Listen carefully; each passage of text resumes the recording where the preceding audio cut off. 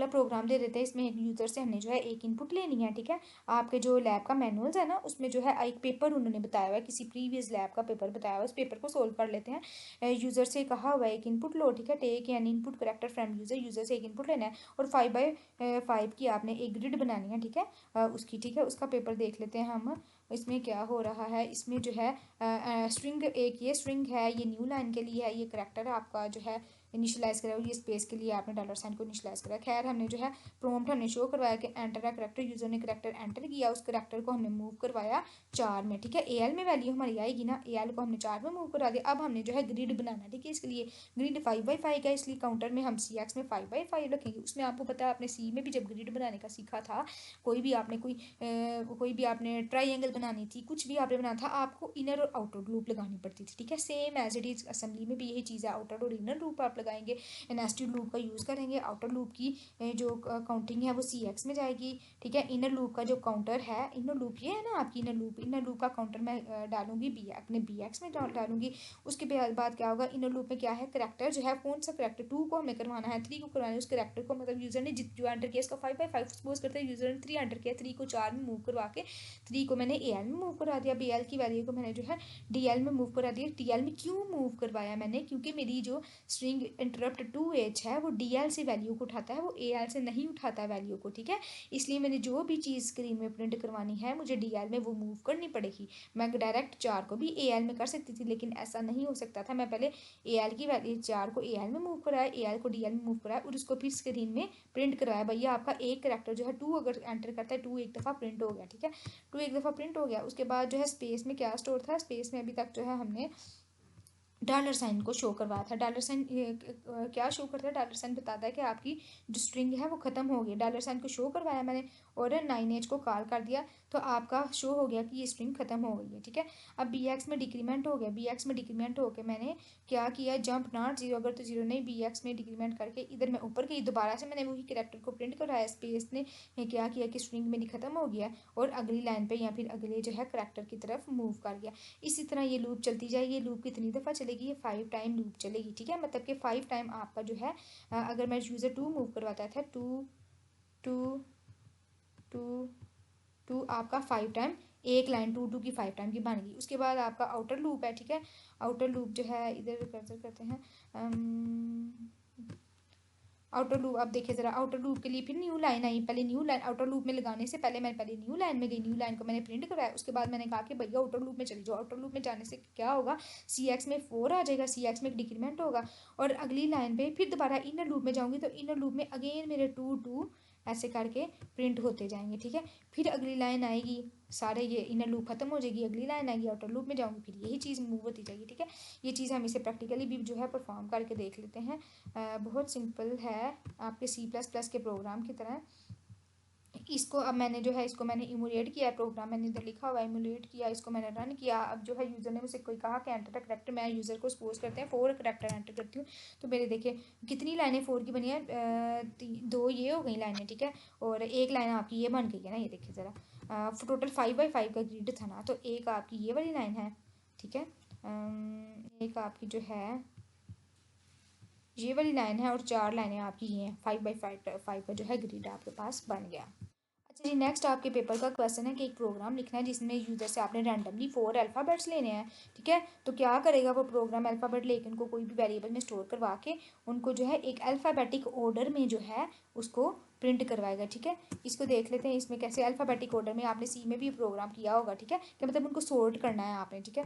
अब प्रॉम्प्ट 1 में क्या है कि एंटर 4 अल्फ़ाबेट, न्यू लाइन के लिए वही यूज़ किया और 4 अल्फ़ाबेट को मैंने 4 वेरिएबल्स में जो है डिक्लेयर करा दिया। एंड में एक और स्ट्रिंग को मैंने डिक्लेयर किया अल्फ़ाबेटिक इन अल्फ़ाबेट ऑर्डर, ठीक है। अब जो है मैंने इधर से मैंने कहा एंटर 4 अल्फ़ाबेट, यूज़र से वैल्यू ली, मैंने यूज़र ने AL में मूव करवाई वैल्यू, ठीक है। पहली वैल्यू ली यूज़र ने AL में मूव कराई, उसको फिर मैंने जो है अल्फ़ा 1 में रखवा दिया। अगली वैल्यू यूज़र ने इनपुट की, फिर दोबारा मैंने इनपुट लिया ना यूज़र से, उस वैल्यू वो भी वैल्यू AL में आई और उसको अल्फ़ाबेट 2 में करवा दी। इसी तरह जो है मैंने 4 वैल्यू जो है अपनी यूज़र से इनपुट लेके AL से अपने वेरिएबल्स में मूव करवा दिया। अब मैंने इनको अल्फ़ाबेटिक ऑर्डर में लिखना है, ठीक है। सारी वैल्यू अल्फ़ा 1 2 3 4 को मैंने किसी ना किसी रजिस्टर्स में जो है स्टोर करा दिया, क्योंकि मुझे पता है मेरा प्रोग्राम जो है रजिस्टर्स में वर्क करता है, ठीक है। उसके बाद क्या होगा नेक्स्ट आपका, हमने sorting का काम करना है। sorting का काम कंपेयर करेंगे AL और BL को, जंप बिलो। अगर तो AL छोटा है BL से तो नेक्स्ट वन पे जंप कर दो। सपोज करते हैं अगर पहले B एंटर किया फिर A एंटर किया तो इधर मूव करेंगे, इधर फिर BL और CL को कंपेयर किया जाएगा। मतलब कि जितने भी आपके वेरिएबल्स हैं ना, जितने भी चार अगर आपके अल्फ़ाबेट्स हैं, चारों को कंपेयर किया जाएगा कौन सा बड़ा कि नहीं, किस कंडीशन की बेस पे कंपेयर किया जाएगा, आपकी जो है आपकी हेक्सा की बेस में। आपको पता है A अगर 65 है, A की वैल्यू आपकी 65 है, अगर यूज़र पहले एंटर कर देता है, यूज़र आपका B एंटर कर देता है, B की वैल्यू अगर 60 आपकी 7 बनती है, तो आपका ऑफकोर्स जो है A आपका छोटा ही होगा ना। A 65 है तो मुझे A को पहले लाना है, ठीक है। अब इधर देखिए कंपेयर किया AL में अगर मेरा 67 पड़ा हुआ है और BL में मेरा जो है 65 पड़ा है, तो उन्होंने कहा अगर तो बिलो है AL तो नेक्स्ट में मूव कर दो। मेरा बिलो नहीं है, ठीक है, मेरा बिलो नहीं है, तो मैंने इन दोनों को एक्सचेंज कर देना। मैंने AL की वैल्यू BL में डाल देनी है और BL की वैल्यू AL में डाल देनी है। तो मेरी क्या होगी, 67 मेरा B में आ जाएगा, मतलब कि AL में आ जाएगा, और 65 सॉरी AL में आ जाएगा, और 67 मेरी BL में आ जाएगा, ठीक है। इस तरह इनको सॉर्ट करना है, जैसे आप C में करते थे सेम वैसे सॉर्ट है, बस आपने एक्सचेंज जो है उनको लिखने का तरीका आपका डिफरेंट है, ठीक है। आपने बिलो के लिए आपने इसमें गए, नेक्स्ट वन में गए, नेक्स्ट वन ने इस तरह इनको चेंज कर दिया इन दोनों को कंपेयर करके। अगर नहीं बिलो तो अगले दो के साथ जो है आपने कंपेयर किया, जिस तरह आप C में करते थे सेम वही काम है, ठीक है। तो आपने इधर कितने लगाए, आपने इधर 3 जो है नेक्स्ट 3 आपने लेबल्स लगाए, ठीक है। लास्ट वाले टेबल में आपने कहा डन सॉर्ट, ठीक है। अगर तो सारी सॉर्टिंग कंपेयर होगी, एक दफ़ा दोबारा चेक किया, अगर तो वो सारी ठीक हो गई है तो आपने सॉर्ट में चले जाना। सॉर्ट में दोबारा AL BL की वैल्यू सीक्वेंस से उन्हीं वेरिएबल्स में रखवाई जिन्हीं वेरिएबल से निकाली थी हमने, ठीक है। नेक्स्ट लाइन में प्रिंट करने के बाद जो है हमने मैसेज दिया कि the sorted value is this, और वो है उनकी वैल्यू बारी बारी जो है हमने जिस तरह ली थी इस तरह बारी बारी उसको DL में, हर वैल्यू को DL में मूव करवा के इंटरप्ट को काट के, इसको भी DL में, इसको भी DL में मूव करा के बारी बारी इंटरप्ट को काट करके अगली लाइन में अपना प्रोग्राम जो है ख़त्म कर दिया। अब इसको रन करके देखते हैं। मैंने प्रोग्राम इधर लिखा हुआ है, इमुलेट करती हूँ, ठीक है। इधर मैं कोई भी G करती हूँ, H करती हूँ, फिर A करती हूँ, फिर C करती हूँ, तो अल्फ़ाबेटिक ऑर्डर में देखिए मेरे ACGH जो है मेरा वेरिएबल्स आ गए। अच्छा जी, अगला टास्क देख लेते हैं। लैब 5 वाला जो पेपर है उसका अगला टास्क है कि आपने प्रोग्राम लिखना है। उस प्रोग्राम को उन्होंने बताया हुआ है कि भाई यूज़र से कहना है प्रेस, यानी कि यूज़र से इनपुट लेना है, ठीक है। और अस्काई नंबर्स की बेस में आपने बताना है कि यूज़र ने अल्फ़ाबेट एंटर किया है, यूज़र ने डिजिट एंटर किया है, कि यूज़र ने कोई भी सिंबल एंटर किया है, ठीक है। जैसे $साइन आपने एंटर किया है, कोई भी सिंबल, आप सिंबल भी कह सकते हो, ठीक है, कुछ भी एंटर किया सिंबल की बेस में। अब ये भी वर्किंग आपकी हेक्साडेसिमल वैल्यू में होगी, स्काई वैल्यूज़ में होगी। इसका भी पेपर देख लेते हैं। 5.3 है आपका, ठीक है। इसमें देखें ज़रा, इसमें जो है प्रेस यानी कि लिए प्रॉम्प्ट मैंने एक शो करवाई, alpha you enter alphabet digit, इनके लिए मैंने जो है स्ट्रिंग को शो करवाया, यू एंटर $साइन, यू एंटर अदर मैसेज, ठीक है। न्यू लाइन के लिए मैंने एक वेरिएबल्स ये जो है स्ट्रिंग बना दी। उसके बाद जो है मैंने प्रॉम्प्ट पहला प्रॉम्प्ट में है कि एंटर, प्रॉम्प्ट 1 है आपका प्रेस यानी कि प्रॉम्प्ट 1 को हम शो करवाया। उसके बाद यूज़र से इनपुट लेके मैंने उस की में स्टोर करा दिया, ठीक है। यूज़र ने जो भी इनपुट किया एल में आया, एल से मैंने की में स्टोर करा दिया। अब जो है इस की को कंपेयर करना है भाई, मैंने कंपेयर करना है AL A के इक्वल तो नहीं, अगर तो जंप लेस है, अगर तो AL A से छोटा है, ठीक है, A से छोटा है तो चेक डिजिट फिर से, क्योंकि AL देखें अल्फ़ाबेटिक ऑर्डर में देखें आपका A जो कैपिटल A है ना वो 65 से, आई थिंक सो 65 से स्टार्ट होते हैं आपके कैपिटल A, ठीक है। और जो 0-1 काउंटिंग है आपके डिजिट्स हैं वो आपके 30 से या 31 से आपके जो है स्टार्ट होते हैं, मेरे जेहन में नहीं आप, ठीक है।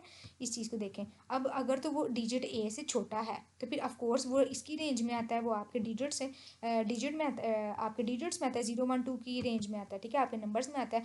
अब जो सिंबल है स्काई में के टेबल में चेक करें सिंबल कहाँ से स्टार्ट होते हैं।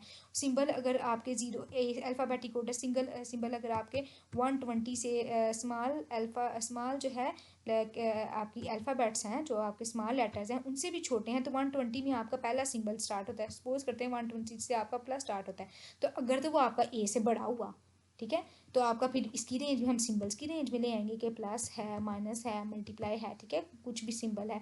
अगर तो आपका A से छोटा है तो हम कहेंगे वो नंबर्स की रेंज में है, ठीक है। इस चीज़ को अब देखते हैं। उन्होंने कहा कि अगर तो कैपिटल A से आपका छोटा जा रहा है तो आप चेक करो, चेक डिजिट को चेक करो, डिजिट में से चेक करना है कि इनके अगर तो AL से भी छोटा है तो आपने सिंबल में चल जाना है। इससे शो हो रहा है कि आपके जो सिंबल है ना वो सबसे नीचे सिंबल होते हैं। अगर आपकी काउंटिंग 31 से शुरू हो रही है तो सिंबल आपके फिर 49-50 से शुरू हो रहे हैं, क्योंकि सिंबल से नीचे आप सॉरी काउंटिंग से नीचे आपके नंबर से नीचे जो है आपके सिंबल आते हैं। इधर देखिए ज़रा, उन्होंने कंपेयर किया है कि अगर तो AL जो है 0 से भी छोटा है तो आप सिंबल को चेक करो कहीं वो सिंबल तो नहीं। अब सिंबल हैश से कंपेयर किया जाए, अगर तो इक्वल है तो फिर हैश के पास जो हैश के फंक्शन में वही लिखा हुआ है कि भाई दिस इज़ हैश, ठीक है। अब इधर देखते हैं वही कहाँ गया। अब देखें, अगर तो ए से छोटा नहीं है, फिर कंपेयर करना है जो ए एल जो भी वैल्यू है वो कहीं जी के इक्वल तो नहीं, जी से छोटी तो नहीं, इन दोनों के दरमियान तो नहीं ए